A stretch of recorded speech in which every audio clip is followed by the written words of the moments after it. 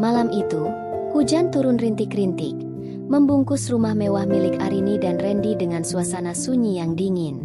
Arini baru saja menyelesaikan laporan pekerjaannya di ruang tengah ketika ia melihat ibunya, Sarah, keluar dari kamar tamu hanya dengan mengenakan jubah mandi sutra tipis yang melekat di tubuhnya yang masih kencang untuk wanita usia 50 tahun. "Belum tidur, Ri?" tanya Sarah sambil merapikan ikatan jubahnya yang sedikit longgar di bagian dada. "Belum, Bu. Masih tanggung." "Randy mana? Tadi katanya mau ambil minum ke bawah," jawab Arini tanpa mengalihkan pandangan dari laptopnya. "Oh, tadi ibu lihat dia di dapur. Mungkin sedang mencari camilan," sahut Sarah dengan nada datar. Namun ada kilatan aneh di matanya yang tidak disadari Arini. Sarah kemudian berlalu menuju lantai atas, tempat kamar utama Arini dan Randy berada. Beberapa menit kemudian, Randy muncul. Namun, ia tidak datang dari arah dapur, melainkan dari arah lorong kamar tamu bawah yang baru saja ditinggalkan Sarah. Napasnya sedikit tidak teratur, dan rambutnya yang biasanya rapi tampak agak berantakan. "Lama sekali ambil minumnya, Mas?" tanya Arini sambil menutup laptopnya. Randy sedikit terperanjat, namun dengan cepat ia menguasai diri. Ia mendekat dan mengecup dahi Arini, sebuah rutinitas yang biasanya terasa manis. Namun kali ini Arini menangkap sesuatu yang berbeda. Ada aroma parfum melati yang kuat tertinggal di kerah kaus Randy. Parfum yang sama dengan yang dipakai ibunya. "Iya, tadi sekalian cek pintu belakang. Takut belum terkunci," dalih Randy. Ia duduk di samping Arini. Tangannya mulai mengelus bahu istrinya dengan gerakan yang terasa sedikit dipaksakan. "Kamu kelihatan lelah. Sayang, bagaimana kalau kita masuk kamar saja?" Arini tersenyum tipis, mencoba mengabaikan kecurigaan kecil yang mulai tumbuh di benaknya. "Ibu akan menginap berapa lama di sini, Mas? Bukannya minggu depan dia bilang mau ke Bali?" Randy terdiam sejenak. Jemarinya berhenti bergerak di bahu Arini. Katanya dia masih betah di sini. Lagi pula, kasihan kalau ibu sendirian di rumahnya. Biarlah dia di sini dulu. "Ri, aku juga senang ada yang menemani kamu kalau aku sedang lembur." Arini mengangguk pelan, meskipun hatinya merasa ada yang janggal. Sepanjang malam itu, saat mereka berbaring di tempat tidur, Arini merasakan Randy begitu gelisah. Suaminya itu beberapa kali membolak-balikan tubuh, seolah pikirannya tidak sedang berada di kamar itu. Di tengah malam yang buta, Arini terbangun karena merasa haus. Saat ia hendak beranjak, ia menyadari sisi tempat tidur di sampingnya kosong. Randy tidak ada. Arini melirik jam dinding. Pukul 2 pagi. Dengan langkah pelan, Arini keluar kamar. Keadaan rumah sangat gelap. Saat ia melewati tangga menuju dapur, ia mendengar suara bisikan rendah dari arah balkon belakang yang terhubung dengan kamar tamu di bawah. Arini menajamkan pendengarannya. Ia tidak mendengar suara pintu berderit, namun ia bisa melihat bayangan dua orang yang berdiri sangat dekat di kegelapan balkon. Salah satunya adalah sosok pria tinggi yang ia yakini sebagai suaminya, dan sosok wanita yang berdiri begitu rapat hingga tubuh mereka bersentuhan. Arini terpaku di kegelapan lorong. Ia melihat tangan pria itu melingkar di pinggang sang wanita, dan kepala mereka condong satu sama lain seolah sedang berbagi rahasia yang sangat intim di bawah guyuran sisa hujan. Arini ingin memanggil, namun tenggorokannya terasa tercekat. Ia hanya berdiri di sana, memperhatikan interaksi yang terlalu akrab itu, sebelum akhirnya bayangan itu memisahkan diri dan kembali ke dalam kegelapan masing-masing. Sinar matahari pagi masuk melalui celah gorden, namun tidak mampu mengusir kegelisahan yang menyelimuti hati Arini. Kejadian di balkon semalam masih membekas jelas di ingatannya. Ia turun ke ruang makan dengan perasaan yang campur aduk, mencoba bersikap senormal mungkin demi menutupi kecurigaan yang mulai mengakar. Di meja makan, Sarah sudah duduk dengan anggun. Ia mengenakan gaun rumah berbahan sutra tipis berwarna merah marun yang memperlihatkan lekuk tubuhnya dengan jelas. Wajahnya tampak segar, bahkan terlalu segar untuk wanita seumurannya, dengan polesan lipstik tipis yang membuatnya terlihat menggoda. "Pagi, Arini, tidurmu nyenyak?" tanya Sarah sambil mengoleskan mentega ke rotinya dengan gerakan yang sangat tenang. "Lumayan, Bu. Hanya Hanya saja semalam aku sempat terbangun karena haus. Jawab Arini sambil memperhatikan reaksi ibunya. Sarah hanya tersenyum tipis. Matanya tidak menunjukkan kegugupan sedikit pun. Tak lama kemudian, Randy turun dengan pakaian kantor yang rapi. Ia mencium pipi Arini singkat sebelum duduk tepat di hadapan Sarah. Arini memperhatikan bagaimana suaminya itu tidak berani menatap matanya secara langsung pagi ini. Sebaliknya, pandangan Randy sesekali tertuju pada ibunya yang sedang menyesap kopi hitam. Ada sebuah keheningan yang aneh di antara mereka bertiga. Sebuah ketegangan yang hanya bisa dirasakan oleh mereka yang menyembunyikan sesuatu. "Mas, semalam aku melihatmu di balkon bawah jam 2 pagi. Kamu sedang apa di sana?" Tanya Arini dengan nada yang diusahakan tetap santai. Gerakan tangan Randy yang sedang memegang garpu terhenti sejenak. Ia berdeham, mencoba mencari jawaban yang masuk akal. "Oh, itu, aku tidak bisa tidur, Ri. Jadi aku keluar sebentar untuk mencari udara segar. Ternyata ibu juga sedang di sana karena tidak bisa tidur juga. Jadi kami sempat mengobrol sebentar." "Benar, Arini. Ibu merasa agak sesak napas semalam. Jadi ibu keluar mencari angin. Beruntung ada Randy yang lewat. Dia bahkan sempat membantu memijat tengkuk ibu karena ibu merasa sedikit pening."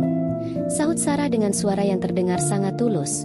Namun bagi Arini, penjelasan itu terdengar seperti naskah yang sudah disiapkan. Arini terdiam.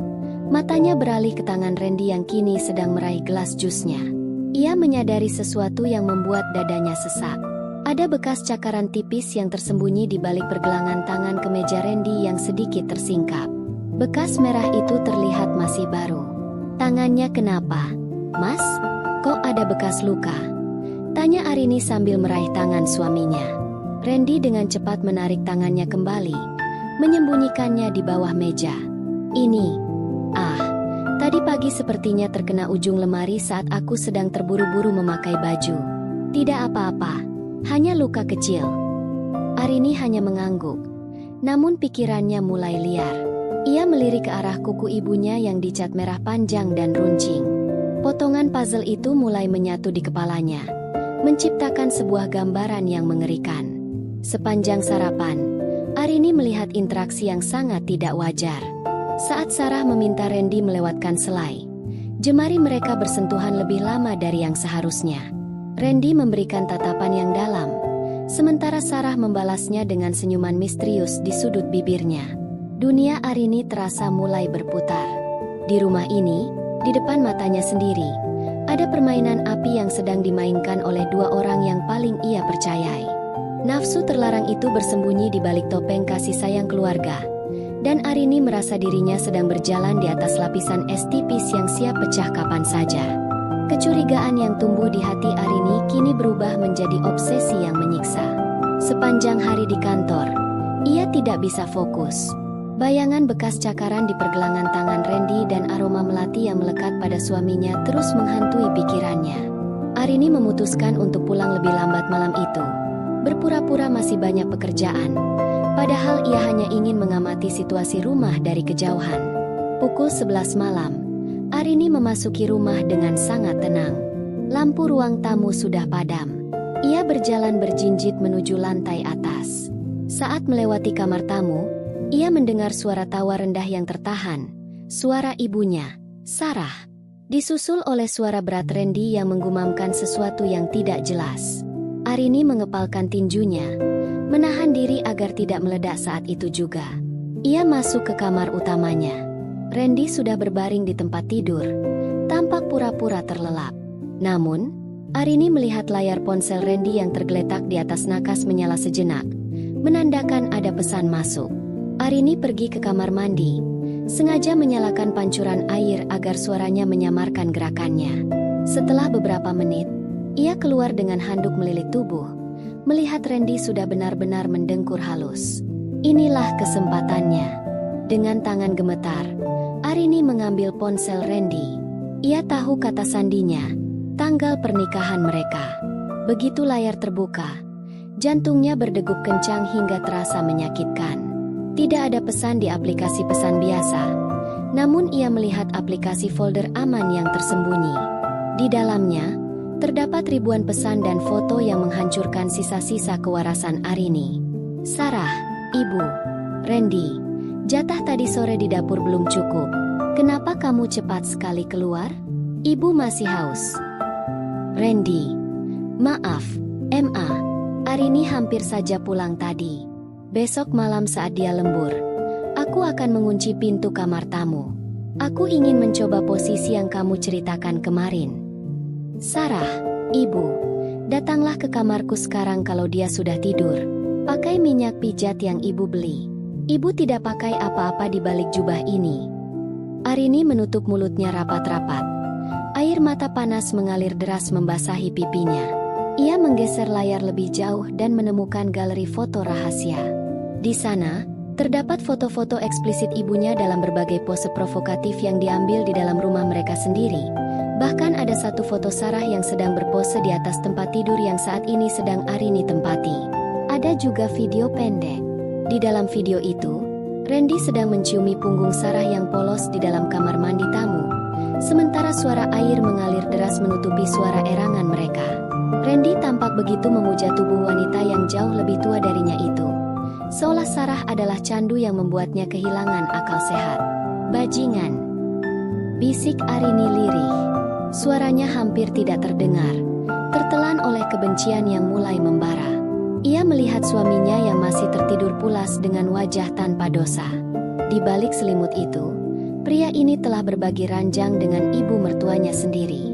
Rasa mual yang hebat menghantam Arini. Ia ingin sekali berteriak dan menjambak rambut ibunya. Namun ia sadar, jika ia bertindak sekarang tanpa rencana yang matang, mereka bisa saja mengelak atau justru berbalik menyerangnya secara finansial. Arini meletakkan kembali ponsel itu di posisi semula dengan sangat hati-hati. Ia menghapus jejak air matanya dan menarik napas panjang. Malam ini, Arini bukan lagi istri yang lemah. Ia adalah wanita yang sedang menyusun rencana pembalasan. Ia kembali ke tempat tidur, berbaring sejauh mungkin dari Randy. Di kegelapan kamar, matanya terbuka lebar, menatap langit-langit dengan tatapan kosong namun tajam. Ia akan menunggu. Ia akan membiarkan mereka merasa aman dalam dosa mereka sedikit lebih lama lagi. Sampai tiba waktunya ia menangkap mereka di puncak kenikmatan yang paling memalukan. Pagi harinya, Arini bertindak seolah tidak terjadi apa-apa. Ia bahkan menyiapkan sarapan spesial dan mencium pipi Randy sebelum suaminya berangkat kerja. Namun, di balik senyum itu, Arini telah memesan sebuah kamera pengintai nirkabel berukuran mikro yang bisa diakses langsung dari ponselnya. Sore hari, saat rumah sepi karena Sarah sedang pergi ke salon dan Randy masih di kantor, Arini memasang kamera tersebut di sudut tersembunyi kamar tamu, tepat mengarah ke ranjang besar yang sering menjadi saksi bisu dosa mereka. Malam ini, Mas, aku ada rapat makan malam dengan klien sampai jam 11. Jangan tunggu aku ya, ujar Arini melalui telepon kepada Randy dengan nada suara yang sengaja dibuat ceria. Oh, ok sayang, hati-hati ya. Jangan terlalu lelah, jawab Randy di seberang sana. Terdengar ada nada lega yang terselubung dalam suaranya. Arini tidak pergi ke restoran. Ia memarkir mobilnya 2 blok dari rumah, mematikan lampu kabin, dan membuka aplikasi di ponselnya. Jantungnya berpacu liar. Layar ponselnya menampilkan sudut kamar tamu yang remang-remang. Pukul 9 malam, pintu kamar tamu terbuka. Arini melihat Randy masuk hanya dengan mengenakan celana pendek. Tak lama kemudian, Sarah menyusul. Ibunya tidak lagi mengenakan jubah mandi, melainkan gaun tidur tipis transparan yang memperlihatkan segala lekuk tubuhnya. Tanpa basa-basi, Randy langsung menarik Sarah ke dalam pelukannya. Mereka berciuman dengan sangat kasar di depan kamera. Tangan Randy bergerak liar merabat tubuh mertuanya. Arini menyaksikan suaminya mengangkat tubuh Sarah dan menghempaskannya ke atas ranjang. Akhirnya kita punya waktu lama, Ma. Suara Randy terdengar jelas melalui speaker ponsel Arini. Randy mulai menanggalkan pakaiannya hingga polos. Ia merangkak di atas tubuh Sarah, menciumi leher dan dadanya dengan penuh nafsu. Sarah mendesah kencang. Kakinya melingkar erat di pinggang Randy, menarik menantunya itu untuk bersatu dengannya. Di bawah lampu kamar yang temaram, Arini melihat pergulatan fisik yang sangat intens. Randy bergerak dengan ritme yang liar, Sementara Sarah terus membisikkan kata-kata kotor, menyemangati pria yang seharusnya menjadi anak menantunya itu untuk terus memuaskannya. Arini tidak sanggup melihat lebih lama lagi. Namun ia butuh bukti ini tersimpan sempurna. Setelah memastikan rekaman itu tersimpan di cloud, ia menyalakan mesin mobil. Amarahnya sudah di ubun-ubun. Arini memacu mobilnya kembali ke rumah. Ia membuka pintu depan tanpa suara. Ia berjalan menuju kamar tamu dengan langkah mantap. Suara erangan dan deru napas dari dalam kamar semakin jelas terdengar. Tanpa ragu, Arini menendang pintu itu hingga terbuka lebar. Brah, pemandangan di depan matanya jauh lebih menjijikan daripada yang terlihat di layar ponsel. Di atas ranjang itu, Randy dan Sarah sedang dalam posisi yang sangat intim. Tubuh mereka menyatu dalam peluk. Mereka berdua terlonjak kaget, membeku dalam posisi yang memalukan. Bagus sekali. Ibu dan suamiku ternyata punya hobi yang sama di ranjang. Suara Arini dingin seperti es, namun matanya menyala penuh kebencian. Randy dengan panik mencoba menarik selimut untuk menutupi tubuh polosnya. Sementara Sarah terduduk lemas dengan rambut berantakan dan wajah pucat pasi. Arini, ini tidak seperti yang kamu lihat. Gagap Randy. Suaranya gemetar hebat. Lalu apa? Kalian sedang latihan anatomi tubuh? Arini melangkah maju, melemparkan ponselnya yang masih memutar rekaman video mereka beberapa detik lalu ke atas ranjang. Aku punya semuanya. Setiap inci dari dosa kalian malam ini sudah tersimpan. Sarah mencoba mendekati Arini dengan tangan gemetar. Nak, dengarkan ibu. Jangan sebut namaku, teriak Arini. Keluar dari rumah ini sekarang juga.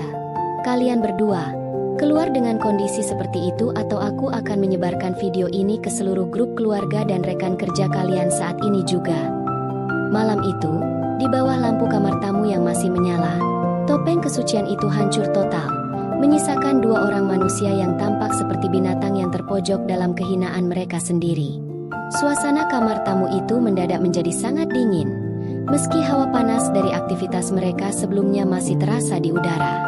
Randy masih berusaha menutupi bagian bawah tubuhnya dengan ujung sprei yang kusut. Sementara Sarah duduk bersimpuh di tepi ranjang, mencoba menarik gaun tidurnya yang tersingkap hingga ke atas paha. Keluar! Aku bilang keluar! Suara Arini bergetar, bukan karena takut, tapi karena menahan ledakan amarah yang bisa membuat hatinya pecah saat itu juga. Randy menatap Arini dengan mata yang memerah, antara malu dan takut. "Ri, tolong tenang dulu.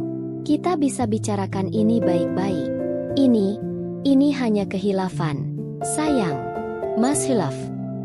"Hilaf?" Arini tertawa getir. Tawa yang terdengar sangat menyakitkan. "Hilaf itu sekali, Mas. Tapi yang aku lihat di ponselmu, kalian sudah melakukan ini sejak bulan madu kita di Bali. Di saat aku tertidur karena kelelahan, kamu menyelinap ke kamar ibu." Mendengar itu, wajah Sarah yang tadinya pucat berubah menjadi sedikit keras. Ia berdiri, tidak lagi mencoba menutupi dirinya dengan terlalu rapat. Sifat aslinya mulai keluar. "Sudahlah, Randy. Dia sudah tahu semuanya. Tidak ada gunanya memohon." Sarah menatap putrinya sendiri dengan tatapan yang dingin. "Kamu ingin tahu kebenarannya, Arini? Randy tidak pernah benar-benar mencintaimu. Dia hanya mencintai harta dan kenyamanan yang kamu berikan. Tapi soal urusan ranjang, kamu itu kaku. Kamu tidak tahu bagaimana cara memuaskan pria seperti dia." Plah, satu tamparan keras mendarat di pipi Sarah. Arini tidak sanggup lagi menahan tangannya. "Ibu macam apa kau ini? Kau mencuri suami anakmu sendiri dan sekarang kau menyalahkanku." "Aku tidak mencurinya. Dia yang datang padaku," teriak Sarah sambil memegangi pipinya. "Dia yang mengeluh betapa membosankannya hidup bersamamu. Dia butuh wanita yang tahu cara bermain, bukan istri yang hanya sibuk dengan laporan kantor setiap malam." Randy hanya diam, tertunduk lesu di atas ranjang. Keberaniannya sebagai pria hilang seketika. "Sejak kapan, Mas?" tanya Arini lirih, menatap suaminya dengan jijik. "Sejak kapan kamu tidur dengan ibuku?" Randy menarik napas panjang. Suaranya hampir menyerupai bisikan. 2 bulan sebelum kita menikah. Saat itu kamu sedang dinas keluar kota, dan ibu datang ke apartemenku untuk membawakan makanan. Kami tidak sengaja dan setelah itu, aku tidak bisa berhenti. Ibu jauh lebih berpengalaman. RI. Dia tahu apa yang aku butuhkan tanpa aku harus meminta. Dunia Arini seolah benar-benar kiamat. Pria yang ia nikahi ternyata sudah mengkhianatinya bahkan sebelum janji suci diucapkan. Dan ibunya, orang yang seharusnya melindunginya, justru menjadi orang pertama yang merusak rumah tangganya. Kalian benar-benar menjijikan, ucap Arini dengan suara rendah namun tajam. Randy, aku akan mengurus perceraian kita besok. Dan kau, ibu, jangan pernah berharap melihatku lagi. Aku akan memastikan semua orang tahu bahwa wanita terhormat sepertimu hanyalah seorang pelacur yang memangsa menantunya sendiri. Sarah tertawa meremehkan. Silakan saja. Tapi ingat, rumah ini sebagian atas namaku karena warisan ayahmu. Kamu tidak bisa mengusirku begitu saja. Arini tersenyum sinis. Sebuah senyum yang menandakan bahwa ia sudah menyiapkan segalanya. Oh, benarkah? Coba periksa dokumen yang kau tanda tangani bulan lalu. Bu, itu bukan surat kuasa asuransi, tapi surat pengalihan seluruh aset ke atas namaku. Kau terlalu sibuk bermain di ranjang dengan Randy sampai tidak membaca apa yang kau tanda tangani. Wajah Sarah seketika berubah pasi. Kehancuran yang sebenarnya baru saja dimulai. Malam yang penuh kemelut itu tidak berakhir dengan perginya mereka. Sebaliknya, rumah mewah itu berubah menjadi medan perang yang sunyi namun mematikan. Randy dan Sarah, yang kini tidak memiliki akses ke aset finansial manapun, terpaksa mendekam di kamar tamu. Mereka tahu di luar sana mereka tidak punya apa-apa lagi. Suasana di dalam rumah terasa mencekam. Arini sudah mengganti semua kunci pintu kamar utama dan ruang kerjanya. Ia tidak lagi menganggap mereka keluarga. Baginya, mereka hanyalah parasit yang sedang menunggu waktu untuk dinyahkan. Pagi itu, Arini duduk di meja makan dengan tenang, menyesap kopi hitamnya. Tak lama kemudian, Randy keluar dari kamar tamu. Penampilannya sangat berantakan, kemejanya kusut dan matanya cekung. Di belakangnya, Sarah menyusul dengan wajah yang tidak lagi dipoles riasan mahal. Tanpa kemewahan, Sarah hanyalah wanita tua yang tampak layu. RI, kita perlu bicara soal uang makan, ucap Randy dengan suara serak, mencoba duduk di kursi makan yang biasa ia tempati. Arini tidak menoleh. Uang makan? Mintalah pada wanita di sebelahmu itu. Bukankah dia yang bilang dia tahu cara memuaskanmu? Mungkin dia juga tahu cara memberimu makan tanpa uangku. Sarah menggebrak meja dengan tangan yang gemetar. Arini, jangan kurang ajar. Aku tetap ibumu. Ibu. Arini meletakkan cangkir kopinya perlahan. Suaranya sangat rendah namun menusuk. Ibu yang mana? Yang mendesah di bawah suamiku semalam? Atau ibu yang merencanakan pengkhianatan ini sejak sebelum aku menikah? Randy mencoba meraih tangan Arini. Namun Arini dengan cepat menariknya menjauh dengan ekspresi jijik. Mas, jangan sentuh aku. Kulitmu bau busuk. Setiap kali aku melihatmu, aku hanya melihat keringat dan liur ibuku yang menempel di tubuhmu. Itu membuatku ingin muntah. Karena merasa terpojok dan tidak lagi memiliki wibawa, Randy dan Sarah mulai menunjukkan sisi asli mereka yang semakin liar. Karena tidak bisa lagi bersembunyi, mereka justru semakin terang-terangan menunjukkan kemesraan yang menyimpang di depan Arini sebagai bentuk teror mental.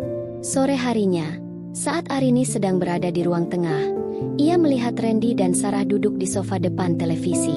Tanpa rasa malu, Sarah menyandarkan kepalanya di bahu Randy, sementara tangan Randy mengelus paha Sarah di depan mata Arini. Mereka saling berbisik dan tertawa, sengaja memancing emosi Arini. Lihat, Randy, anakku ini sekarang jadi wanita dingin yang kesepian, sindir Sarah sambil mencium pipi Randy dengan sengaja. Kasihan sekali. Padahal suaminya jauh lebih hangat jika sedang bersamaku. Bukan begitu sayang? Randy menyeringai. Sebuah seringai jahat yang belum pernah Arini lihat sebelumnya. Benar. MA, mungkin memang lebih baik begini. Setidaknya kita tidak perlu sembunyi-sembunyi lagi di rumah ini. Arini hanya menatap mereka dengan tatapan datar. Meskipun di dalam dadanya ia merasakan amarah yang membara. Ia mengeluarkan ponselnya dan merekam adegan menjijikan itu. Teruskan saja. Semakin kalian bertingkah seperti binatang, semakin mudah bagiku untuk memenangkan hak asuh penuh atas nama baik keluarga di pengadilan nanti. Aku sudah mematikan semua kartu kredit kalian, dan besok pagi, air dan listrik di kamar tamu akan diputus. Wajah Randy berubah tegang. Kamu tidak bisa melakukan itu, Arini. Aku bisa. Ini rumahku. Dan kalian? Kalian hanyalah sampah yang lupa jalan menuju tempat pembuangan. Jawab Arini sambil berdiri dan berjalan meninggalkan mereka yang mulai panik. Perang dingin ini baru saja dimulai. Arini tahu, orang yang didorong hingga ke batas akhir akan melakukan hal yang nekat. Dan ia sudah siap untuk serangan balasan apapun yang akan dilakukan oleh suami dan ibunya yang telah kehilangan akal sehat itu. Arini sadar bahwa hanya mengusir mereka tidaklah cukup. Luka yang mereka goreskan terlalu dalam untuk sekadar diselesaikan dengan perceraian. Ia ingin mereka merasakan kehinaan yang sama, atau bahkan lebih, dari rasa malu yang ia tanggung. Strategi Arini beralih dari bertahan menjadi menyerang secara sistematis. Pagi itu, Arini sengaja meninggalkan rumah dengan terburu-buru, meninggalkan sebuah amplop coklat tebal di atas meja kerja yang sengaja tidak dikunci. Dari kamera pengintai yang tersembunyi di plafon, Arini melihat Randy dan Sarah segera menyelinap masuk ruangan itu begitu mobilnya keluar dari pagar. Lihat ini, Randy. Ini surat deposito dan aset tanah atas nama mendiang ayah. Seru Sarah dengan mata berbinar serakah. Randy memeriksa dokumen-dokumen itu dengan tangan gemetar. Kalau kita bisa mencairkan ini, kita bisa pergi dari sini dan hidup mewah berdua tanpa perlu memohon pada Arini. Mereka tidak menyadari bahwa semua dokumen itu adalah dokumen palsu yang telah disiapkan Arini dengan bantuan seorang rekan pengacara. Dokumen itu berisi klausul jebakan yang jika ditandatangani atau digunakan untuk pencairan, akan otomatis memicu laporan tindak pidana penipuan dan pemalsuan dokumen negara. Namun, Arini punya rencana yang lebih kejam untuk menghancurkan harga diri mereka di depan publik. Minggu malam, Arini mengundang seluruh keluarga besar dan rekan bisnis penting mendiang ayahnya untuk acara makan malam syukuran. Ia memberitahu Randy dan Sarah bahwa ia ingin berdamai dan membagi aset agar mereka bisa pergi dengan tenang. Karena terdesak kebutuhan uang, Randy dan Sarah setuju dan berdandan seanggun mungkin, mencoba kembali ke citra mereka yang terhormat. Acara makan malam berlangsung mewah di aula rumah. Di tengah kerumunan tamu yang sedang berbincang, Arini berdiri di depan mimbar kecil. Terima kasih sudah datang. Malam ini, aku ingin menunjukkan sebuah prestasi luar biasa dari suamiku dan ibuku tercinta, ujar Arini dengan senyum manis yang mematikan. Lampu aula meredup. Layar proyektor besar di belakang Arini menyala. Bukan presentasi bisnis yang muncul, melainkan kompilasi video dari kamera tersembunyi di kamar tamu.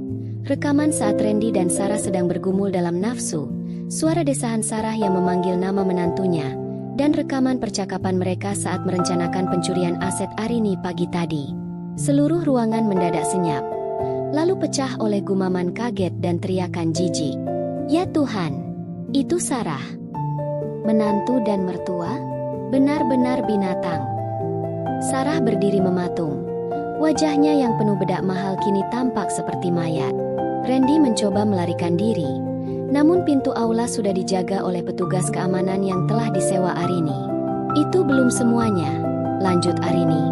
Suaranya menggelegar melalui pengeras suara. Di depan pintu sudah ada pihak kepolisian.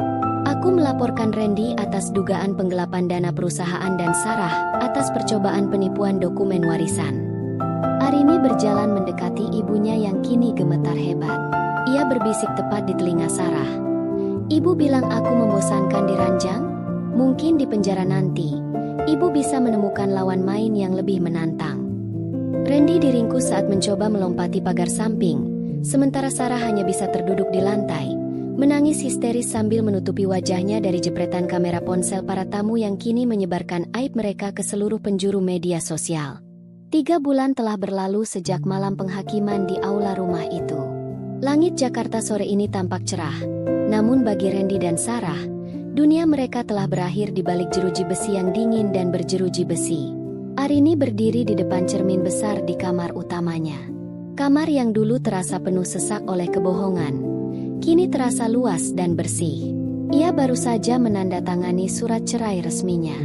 Tidak ada lagi nama Randy di belakang namanya. Tidak ada lagi bayang-bayang ibunya yang menghantui setiap sudut rumah ini. Sebelum meninggalkan masa lalunya sepenuhnya, Arini memutuskan untuk melakukan kunjungan terakhir ke penjara. Bukan karena rindu, melainkan untuk memastikan bahwa bara api pembalasannya telah padam sepenuhnya. Di balik kaca pembatas ruang kunjungan, ia melihat Randy. Pria yang dulu selalu tampil klimis itu kini berkepala plontos dengan seragam oranye yang kusam. Wajahnya penuh dengan luka lebam, mungkin kiriman dari narapidana lain yang tidak menyukai kasus perselingkuhan menantu mertua yang viral dan dianggap menjijikan bahkan di dunia kriminal. "RI, tolong aku. Cabut laporannya," rintih Randy dengan suara yang pecah. "Aku tidak tahan di sini. Aku dihina setiap hari."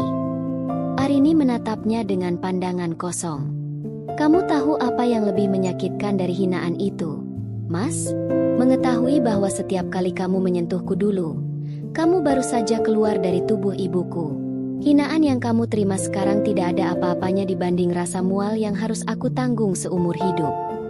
Arini kemudian berpindah ke ruang kunjungan wanita untuk melihat Sarah. Ibunya tampak jauh lebih hancur. Tanpa perawatan kecantikan dan gaya hidup mewah, Sarah terlihat seperti wanita tua yang ringkih dan tidak berdaya. Rambutnya memutih dengan cepat, dan tangannya gemetar karena kecemasan yang akut. Begitu melihat Arini, Sarah langsung menangis histeris. "Arini, maafkan ibu. Ibu hilaf. Nak, tolong beri ibu uang untuk pengacara. Ibu tidak mau mati di sini. Ibu yang mengajariku bahwa hidup adalah tentang pilihan," sahut Arini dingin. "Ibu memilih suami anakmu sendiri daripada kehormatanmu. Sekarang, pilihlah cara untuk bertahan hidup di dalam sana tanpa fasilitas dariku. Jangan pernah kirim surat lagi. Bagiku, kalian berdua sudah mati di malam aku membuka pintu kamar tamu itu." Arini berdiri dan melangkah keluar tanpa menoleh lagi. Di parkiran, ia menghirup udara segar sedalam-dalamnya. Semua aset rumah dan perusahaan telah berhasil ia amankan. Ia telah menjual rumah penuh kenangan pahit itu dan membeli sebuah apartemen minimalis di pusat kota yang hanya diketahui oleh dirinya sendiri. Ia masuk ke dalam mobilnya, menyalakan mesin, dan memutar musik dengan volume sedang.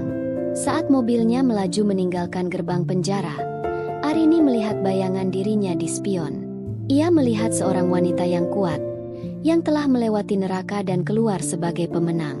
Perselingkuhan itu mungkin telah menghancurkan hatinya, tetapi pengkhianatan itu telah membangunkan kekuatannya. Arini tidak lagi membutuhkan cinta yang palsu atau keluarga yang berkhianat. Ia hanya membutuhkan dirinya sendiri untuk menulis bab baru dalam hidupnya. Bab yang tidak lagi berisi air mata, melainkan kebebasan yang mutlak. Tamat.